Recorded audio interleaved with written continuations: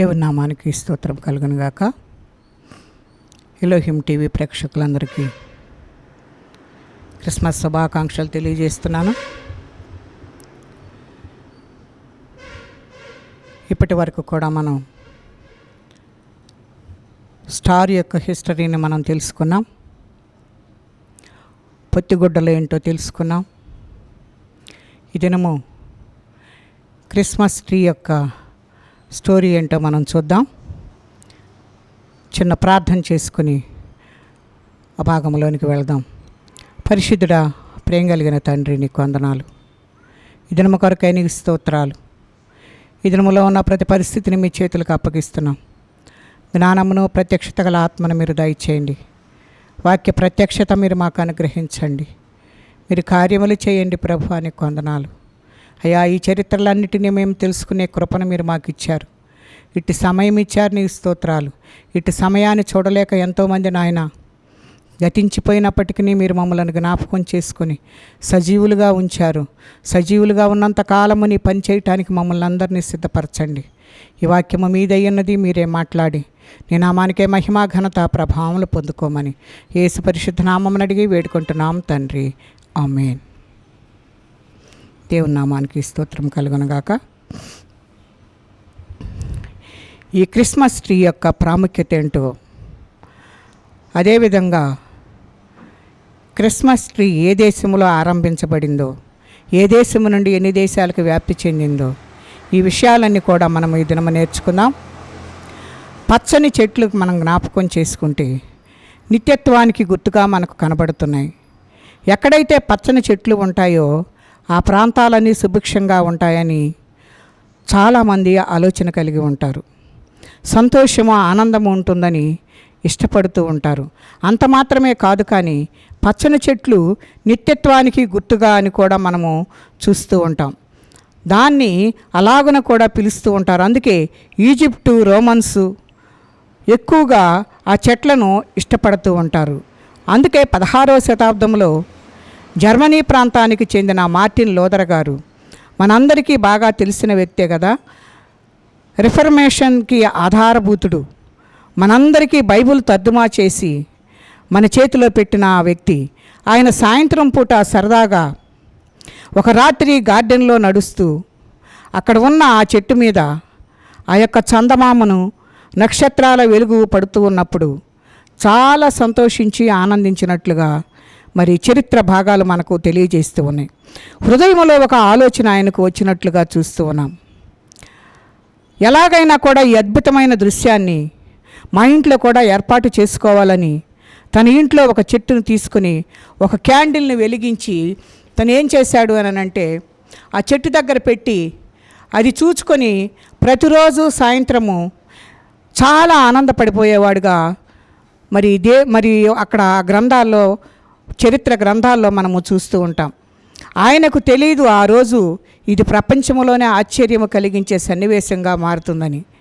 ఈరోజు ప్రతి ఇంట్లో కూడా క్రిస్మస్ ట్రీ ఉంటుంది అంటే ఆ రోజు అతను చేసిన చిన్న ఆలోచన మరి ఈ రీతిగా మనందరము కూడా చేసుకోవటానికి అవకాశం దొరికింది. అయితే 17వ శతాబ్దంలో క్రమేపీ ఆ చెట్టుకు డెకరేట్ చేయటం ఆరంభించినట్లుగా చూస్తూ ఉన్నాం.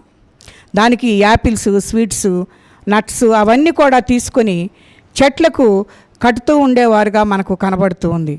ఇంకా సుందరంగా తయారవడం ప్రజలు గమనిస్తూ వచ్చారు కనుక 18వ శతాబ్దంలోకి వచ్చేసరికి చెట్లను, ఇంట్లో ఉన్న చెట్లను టేబుల్స్ మీద ఉంచి వాటికి చిన్న చిన్న గిఫ్ట్స్తో మరి డెకరేట్ చేసుకుంటూ రావడం జరిగింది.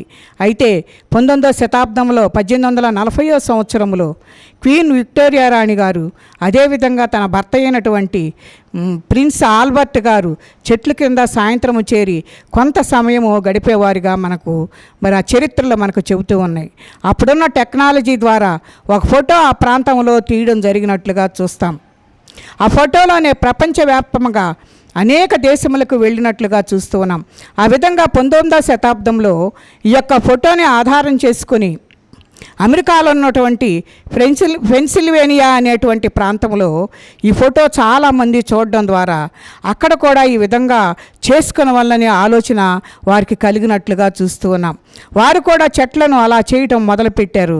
దానికంటే ఇంకా ప్రాముఖ్యమైన సన్నివేశం ఏంటి అని అంటే, అమెరికా ప్రాంతంలోకి చాలామంది వలస వెళ్ళేటువంటి వారు ఉన్నారు. జర్మన్ ప్రాంతంలో ఉన్న వ్యక్తులు అమెరికా ప్రాంతానికి వలస వెళ్ళినప్పుడు అమెరికన్స్కి వీళ్ళకు ఇచ్చిన గొప్ప సలహా ఏంటి అని అంటే, క్రిస్మస్ని ఏదో సెలబ్రేట్ చేసుకోవటం కాదు, కానీ ఈ విధంగా చెట్లను డెకరేట్ చేయవచ్చు అని ఈ యొక్క జర్మనీ దేశస్థులు అమెరికా దేశస్థులకు నేర్పించినట్లుగా చరిత్ర మనకు తెలియజేస్తూ ఉంది. ఆ విధంగా 19వ శతాబ్దంలో గొప్ప విప్లవం జరిగిందనే మనం అనుకోవాలి. 1880వ సంవత్సరంలోని థామస్ ఎడిసన్ గారు ఎప్పుడైతే బల్బును కనుగొన్నారో ఆ బల్బు ద్వారా కూడా చెట్లను డెకరేట్ చేయొచ్చు అని చెప్పేసి ఎడ్వర్డ్స్ హెబ్జాన్స్ అనే ఒక వ్యక్తి ఆయన ఒక చెట్టులో లైట్స్ని డెకరేట్ చేసి ఆ చెట్టు యొక్క విలువను పెంచినట్లుగా మరి చరిత్రలో మనకు కనబడుతూ ఉంది. ఈ విధంగా 1880వ సంవత్సరం నుంచి ఈ యొక్క చెట్టుని అనేకమైనటువంటి కంపెనీస్ అడాప్ట్ చేసుకుని వీటిని ఒక బిజినెస్గా తయారు చేసినట్లుగా చూస్తూ ఉన్నాం. ఆ విధంగా ప్రపంచంలో ఉన్నటువంటి అనేక ప్రాంతంలోనికి ప్లాస్టిక్ చెట్లను కూడా మరి తీసుకురావటం జరిగింది. దానిని ఆ రీతిగా ఆరంభించారు కనుక 19వ శతాబ్దం చివరికి వచ్చేసరికి, ఇక 20వ శతాబ్దం వచ్చేసరికి డెకరేషన్ పెరిగిపోవటం, లైటింగ్స్ కానీ అక్కడ అట్రాక్ట్గా తయారు చేసేటువంటి గిఫ్ట్స్ కానీ మరి ఎలాంటివైనా సరే రకరకాలుగా డెకరేట్ చేసుకోవటం మూలాన మరి వ్యాపారం కూడా పెరిగిపోయింది. ఇలాగన అందరు కూడాను మరి ఈ రీతిగా చేయటం జరుగుతుంది. అదేవిధంగా బిజినెస్ చాలా అద్భుతంగా మరి దీనికి ఒకటి తర్వాత ఒకటి అన్ని ఏర్పాట్లు చేసుకోవటానికి బట్టి వ్యాపారం చేసుకునే వారికి చాలా అద్భుతంగా ఉన్నట్లుగా మరి ఆ చరిత్ర గ్రంథాలు మనకు తెలియచేస్తూ ఉంది. కనుక హాలిడే సీజన్గా ఈ చెట్టును డెకరేట్ చేయటం కోసం కొన్ని దేశాలలో ఎక్కువ సమయాన్ని వెచ్చిస్తూ ఉన్నట్లుగా మనం చూస్తూ ఉన్నాం.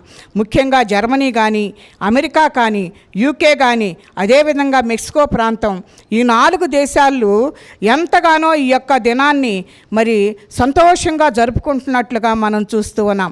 ఏది ఏమైనా కూడా యోహాను సువార్త 8:12 వచనములో యేసుక్రీస్తు వారు తెలియజేసిన విధంగా నేను లోకమునకు వెలుగై ఉన్నాను అనేటి మాటను ప్రభువారు ఏ విధంగా తెలియజేశారో అదేవిధంగా ఈరోజు మన చెట్లను కానీ ఇంటి మీద ఉన్న కాంతిని కానీ దీపాలను వెలిగిస్తున్నప్పుడు ప్రపంచానికి మనం ఇస్తున్నటువంటి ఒక గొప్ప సందేశం ఏంటి అని అంటే, మన జీవితాల్లో మనము ప్రభుని కలిగి ఉన్నామని, అదేవిధంగా ఆ గొప్ప వెలుగు మమ్ములను మా జీవితాలను వెలిగించి మాకు సంతోషాన్ని ఆనందాన్ని ఇచ్చింది అనేటువంటి విషయాన్ని మనము ప్రపంచానికి ఒక గొప్ప సందేశంగా ఇస్తూ ఉన్నాం.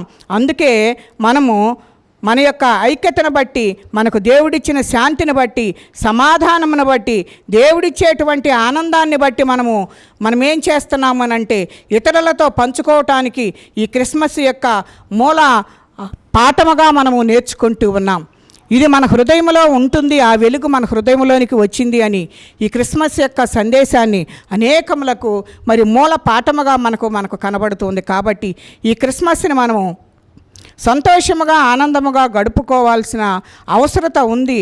వాటికంటే ప్రాముఖ్యంగా చెట్టు చివరిలో ఏ విధంగా పైకి ఆకాశము వైపుకు తన ముఖాన్ని చూపిస్తూ ఉంటుందో క్రైస్తవులందరికీ కూడా ఒక నిరీక్షణ ఏంటి అని అంటే, మనందరము కూడా ఒక దినాన శాశ్వతమైన రాజ్యమైన పరలోకంలో పాలు పొందబోతున్నాము అనేటువంటిది కూడా ఈ యొక్క చెట్టుకి గంభీరమైనటువంటి అర్థంగా మనకు కనబడుతుంది. కనుక మనకు కనబడుతూ ఉంది కాబట్టి ఈ విధంగా ఆలోచించినప్పుడు మన ప్రభువును మన రక్షకుడైన దేవుడు ఆయన తానే వెలుగై ఉన్న ప్రకారంగా మనము కూడా వెలుగులో నడిచి సమాజంలో సాక్షి జీవితమును జీవించుటకు, ఇతరులకు ప్రభువును ప్రకటించే వ్యక్తులముగా మన జీవితములు కూడా తీర్చిదిద్దుకోవాలని దేవుడు మనకు తెలియజేస్తూ ఉన్నాడు. దేవుడు చేసిన మేళ్లను ఇతరులతో పంచుకుంటూ జీవితాలలో వెలుగు నింపడానికి ప్రయత్నం చేద్దాం. ఎందుకనంటే ఈ సాంప్రదాయం ఎలా ప్రారంభమైనది అనేదాని ఇంకొక నిదర్శనం ఏంటి అంటే, క్రీస్తు పుట్టిన నాడు చర్చికి వెళ్ళి బహుమతులు ఇచ్చే సంప్రదాయం ఉండినట్లుగా మనం చూస్తూ ఉన్నాం. ఒక ఊరిలో ఉండే ఒక పేద పిల్లవాడికి ఏమి ఇవ్వాలో తెలియలేదు, చేతిలో చిల్లిగవ్వ కూడా లేదు. కనుక ఏమి కొనాలో అర్థం కాలేదు. ఏం చేయాలో తెలియని ఆ పిల్లవాడు తన ఇంటి ముందు ఒక అందమైన ఒక మొక్క కనిపించినప్పుడు దాన్ని తీసుకుని ఒక కుండీలో పెట్టుకుని చర్చికి తీసుకుని వెళ్ళినట్లుగా చూస్తాం. అక్కడ ఎన్నో విలువైన కానుకలతో వచ్చిన అందరూ ఆ పిల్లవాని కానుకను చూచి ఎగతాళి చేశారు. ఆ పిల్లవాడైతే సిగ్గుపడుతూ బాలయేసు యొక్క ప్రతిమ దగ్గర పెట్టుకున్నాడు. ఎప్పుడైతే దేవుని ప్రక్కన పెట్టుకుని కూర్చుని బాధపడుతూ ఉన్నాడు, ఆశ్చర్యం ఏంటి అంటే వెంటనే ఆ చిన్న మొక్క అప్పటికప్పుడే ఎదిగిపోయి బంగారు వృక్షంగా మారిపోయింది. మనస్ఫూర్తిగా 100కి 100 పాళ్ళు సమర్పణాభావంతో పవిత్ర హృదయముతో తీసుకుని వచ్చిన ఆ కానుకనే జీసస్ స్వీకరించాడని, మిగతా ఖరీదైన కానుకలన్నీ కూడా తిరస్కరించాడని అప్పటి నుండి అందరూ కూడా నమ్ముతున్నట్లుగా చూస్తూ ఉన్నాం. దేవుని కుమారునికి మనము ఏవి మొగాలము అని అక్కడ ఉన్న వాళ్ళందరూ కూడా మర్చిపోయినట్లుగా చూస్తూ ఉన్నాం. బంగారము వజ్రాలు కావాలనుకుంటే ఆయన మన ముందుకు మనం ఎందుకు అక్కడ ఆయన దగ్గరకు వస్తాడు, మన పాపాలు ఎందుకు స్వీకరిస్తాడు, అదే చిన్న లాజిక్ మర్చిపోయి అందరూ కూడాను హంగు ఆర్భాటాలతో జీసస్ని ప్రసన్నం చేసుకునేందుకు ప్రయత్నించినట్లుగా ఆ చరిత్ర గ్రంథాలు మనకు కనబడుతున్నాయి. అయితే ఆ పేద పిల్లవాడు ఉదంతాన్ని మనం అక్కడ ఉన్న వాళ్ళందరూ కూడా బయలుపడింది కనుక అదిగో అప్పటి నుండి దేవుని మహిమకు గుర్తుగా క్రిస్మస్ చెట్టును అలంకరించటం సాంప్రదాయంగా మారినట్లుగా చూస్తూ ఉన్నాం. ఈ క్రిస్మస్ చెట్టు వెనుక కొన్ని కథలు కూడా ప్రాచుర్యంలో ఉన్నట్లుగా మనం చూస్తూ ఉన్నాం.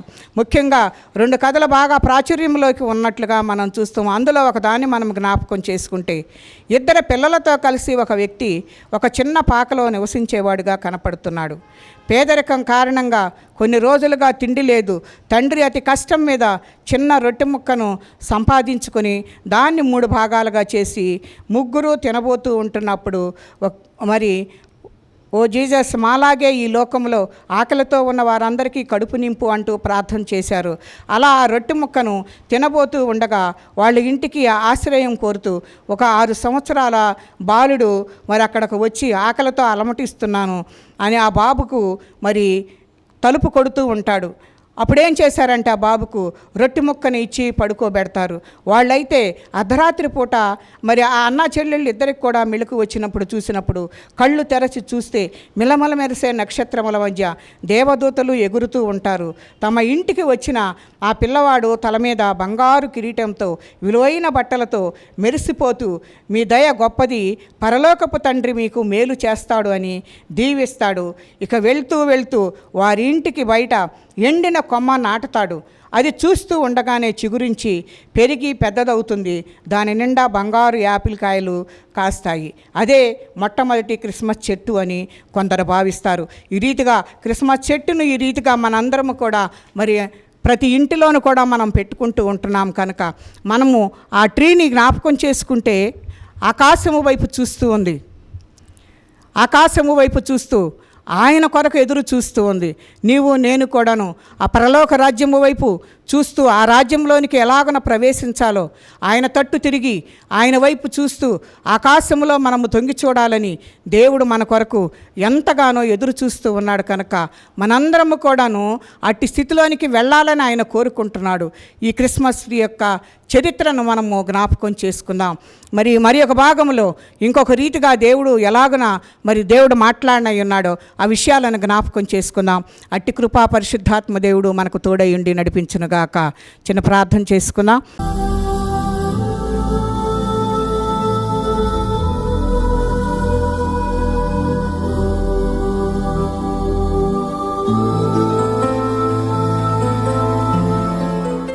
పరిశుద్ధుడా, ప్రేమ కలిగిన తండ్రి, నీ కొందనాలు.